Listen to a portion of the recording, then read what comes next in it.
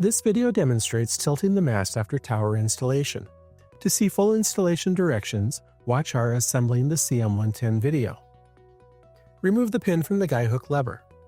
Open the lever to add slack to the guy cable, then slide the guy hook out of the tripod leg. Repeat for the other two guy hooks. Remove the locking pin from the locking bracket. While supporting the tripod mast to prevent it from falling, pinch the locking bracket tabs together and remove the bracket from the base.